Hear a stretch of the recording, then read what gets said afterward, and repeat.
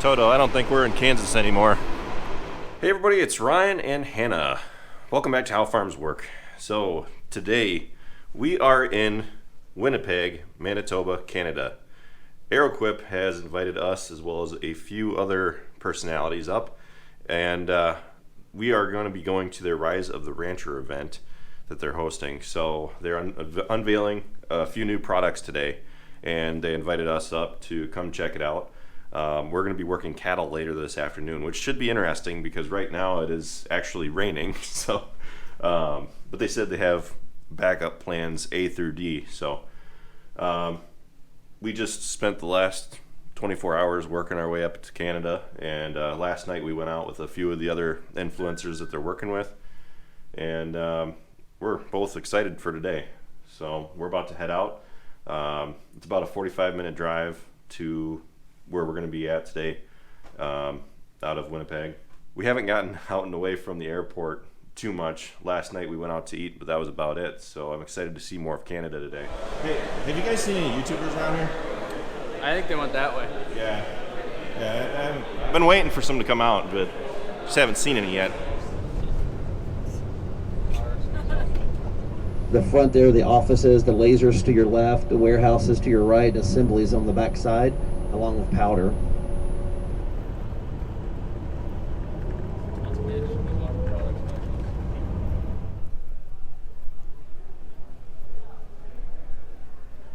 We are now in Woodlands, Manitoba. We've got a whole tent set up, and they've got a stage set up inside, which is about to start in about 10 minutes.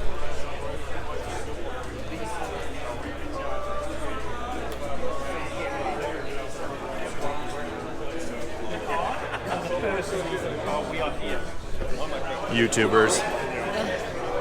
Flat out passion for the beef industry. The passion to keep improving. You build one chute, you make another model, and if you go out and work it, you never fail to see flaws in the design and to be aware of the struggles that the ranchers have. We wanted to be able to come up with designs to help them out. It riles me up in such a way that they don't care. And they can say they care all day long. And I'm talking about Preferred, I'm talking about Tartar, I'm talking about Powder River, I'm talking about Pearson, I'm talking about Silencer. So they go out there and they're all about how great they are, and they forgot about the customer. I talk to so many ranchers that are fed up with their SO4, their SO1, they're fed up with their Tartar Master, whatever it's called. The service is not good, the product doesn't work, it's just not a good product. This is a new era in the cattle management industry. So here we go. On behalf of the Arrowquip team, I'm proud to introduce the ARROWLOCK manual chute. Follow Cole, he knows the way. This is the way. What we have here is our flagship model. It's our 8818. It's an 88 series chute on the front, 18 feet of alley, collapsible tub, and bud flow option on the back. To start with, it's 2 inches wider, 2 inches taller, 9 inches longer, and 500 pounds heavier. So I'm going to take this head gate and I'm going to open and close it. Now there's a lot of experience in the stands, and you're going to know instantly that something's going on. And you're right, it is. We've taken out the friction locks. We run the doors open and shut to a single linkage and synchronize on the opposite side. What does that allow us to do? It allows us to give you 3 settings: calf setting, cow setting, and bull setting. Now, before I go any farther, I don't want you folks out there to get worried and think that you got to constantly adjust this head gate. You don't. In your calf setting, you can run your entire herd if you want, except when you come to your mature bulls, your power curve is going to drop down to the point of about the same power of a Q-catch. No worse, but not a lot better.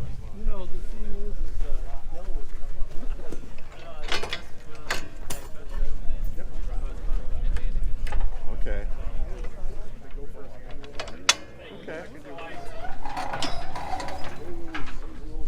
That's a new one? Oh, the bar. Yeah. There's the bar.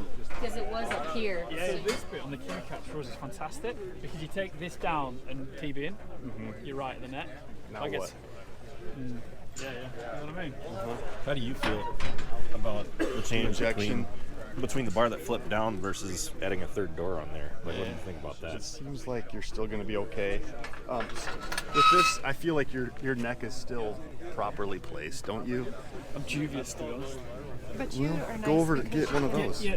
But It's an extra couple of quid, do you know what I mean? But you can reach in and use I your love body the yours length. from the You can side. tell the length is a big deal. Because for semen testing bulls, I was always barring right here, and I barely had enough room. Now, I feel like, How do you like the bed cage collapsing with it? Do you like it when it yeah, does that? I do.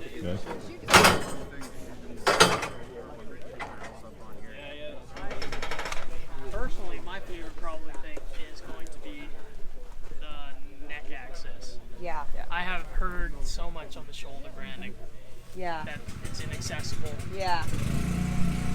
And the big thing that they did is that when you would drive a squeeze on a manual chute, you'd almost bring it out more the energy, just the way that it does that pivot. But now it's all of that power is going parallel. Like for the next neck extender, what makes sure that you don't overextend that when you're like trying to say work calves? Yeah, so on our hydraulics, everything's limited between 700 and or 750 to 1,000 psi through the system, and we find that's kind of that safe level on animals. Okay. Honestly, on your neck extenders, it's going to be more of a feel from the rancher. You got to kind of understand what your animals can take. Once you got them in there, that Yeah. you know, that's the big thing. Yeah. Okay. But even like on the catch gate, I was wondering that because that's Yeah. new to me. I didn't know there was even an X extender before I came here. But Oh, okay. the catching gate, Yeah. you know, So it's set to not slam on their necks too hard to where you're Yeah. gonna have a problem with it. Yeah, so I think these ones will do about 500 pounds Okay. on a neck, and that's not going to hurt your animals at all. That sliding bar there. Which one are you? One on the inside of the screen. What is this? Oh, so yeah, hey, we'll open up the door here. So that's actually, it's called a trimming bar or a grooming bar. But what it allows you to do, you can open up your squeeze, and then that actually allows you to squeeze the animal still. So, Okay. yeah. Oh, So that's nice. Some It keeps people them do, from yeah. moving around. Safety. Yeah, I gotcha. exactly. So That is nice. allows you to do like belly trimming or getting calf sucking and whatnot. So Okay. same with these valve plates. You can actually bolt on another plate underneath and then run a power beyond system, which gives you 3 extra spools so that if you want to run like sort gates downstream or something, you can. This opens up the options for these units. So, is that the hydraulic The tank? box. Yeah. What's the box for? The box is for your hydraulic jacks. Just for the jacks. Yeah, just for the jack. So it's a separate system than what runs the chute. And that's because what's in that box is quite a bit lower power, and it's run off a battery. So you can use it a couple times and then gotta let it And where's the recharge. motor that runs this? It's actually behind the unit. So your Yes. power pack, we can go around there. Power pack. There's different sizes. You can get electric ones too. So a bit quieter, but of course you need your access to power that way. So there is an option for a tractor hookup too, so you don't need the power pack. And all it is a set of couplers that hooks up to these hoses, and then it can go in the back of your tractor. We just got done checking out the new equipment, and now we get a chance to go work with it. We're gonna head over and run some cows through.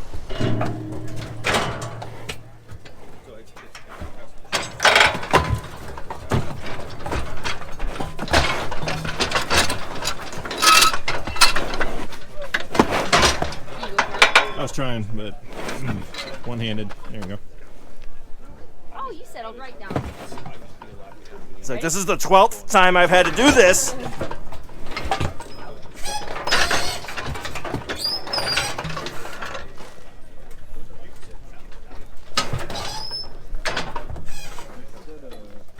Ready?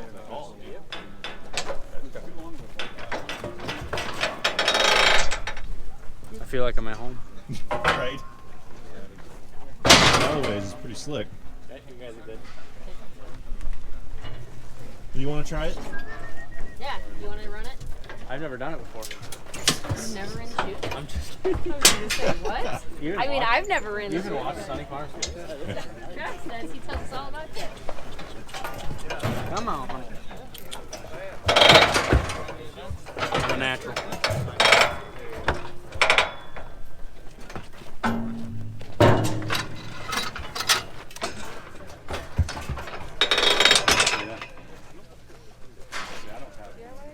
Station.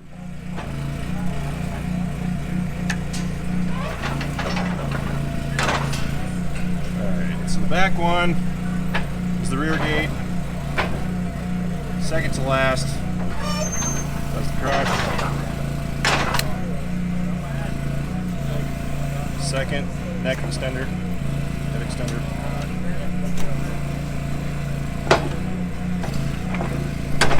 First one does the door.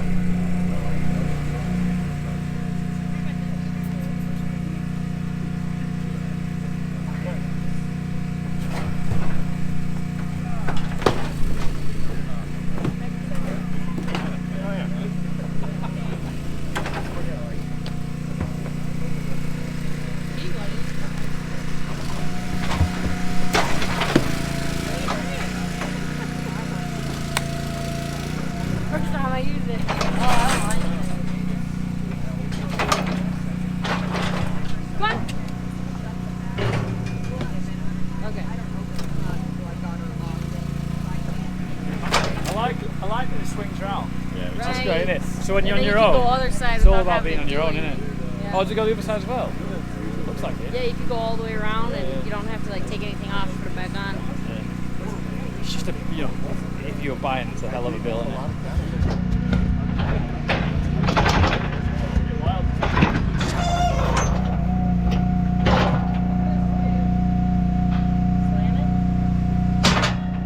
She's kind of fat.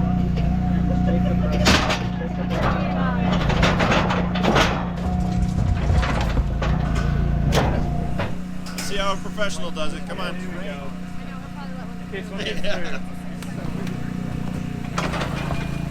Alright, make sure we get those hydraulics over to the UK. I always do this, I always open the head gate first and then let. Right, okay, just slows them down a little It bit. goes forward. If you let the squeeze off first, they back up first. Oh, really? Now he's showing up.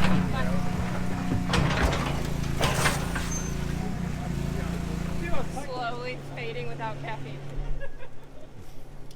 Who's that guy? Now we're here for the factory tour. Just build a bear. Build the chute. Yeah. Everybody grab a marker and sign one. Cool. Thank you.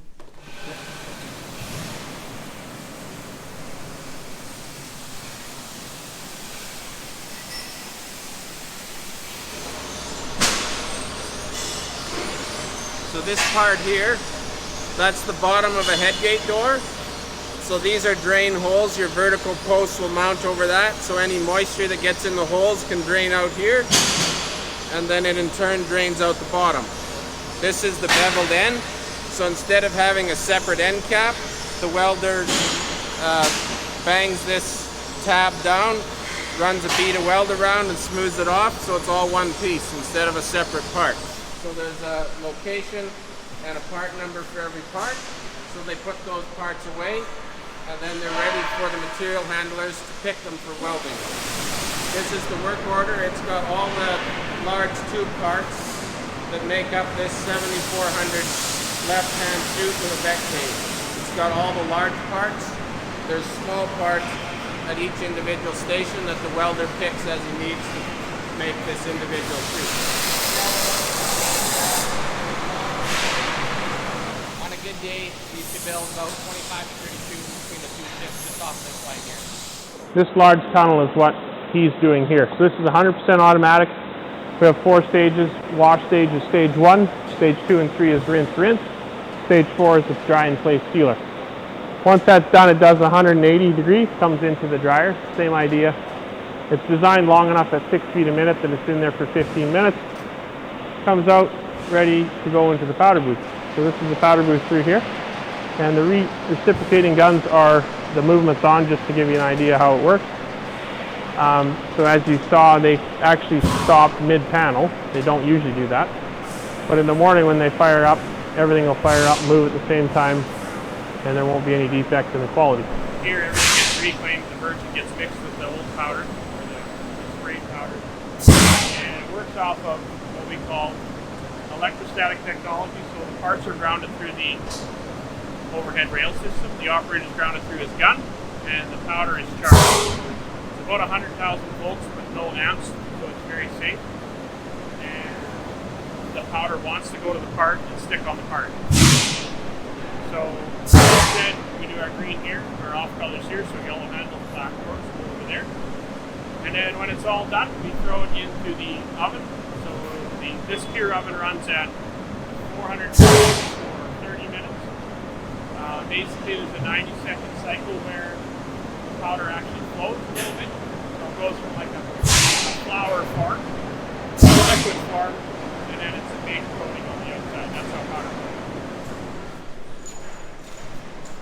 Third station, 6 till 3 o'clock. It's where they do all of the block coats, the flat notches, they do all the silicone. Hannah and I are back home now, and we jumped straight into harvest. So be sure to check back on Friday at 11 a.m. Central for our first harvesting video. I want to give a huge thank you to the Arrowquip team for bringing Hannah and I up to Canada to a one-of-a-kind event. We both had a great time. We'd love to do some more touring in the future, but for now, it's harvest time. So with that, thanks for watching, guys. Be sure to check out all of our other videos. Be sure to like, comment, and subscribe. And be sure to check us out on Facebook, Instagram, TikTok, and Snapchat, all how farms work. And with that, I'll see you next time.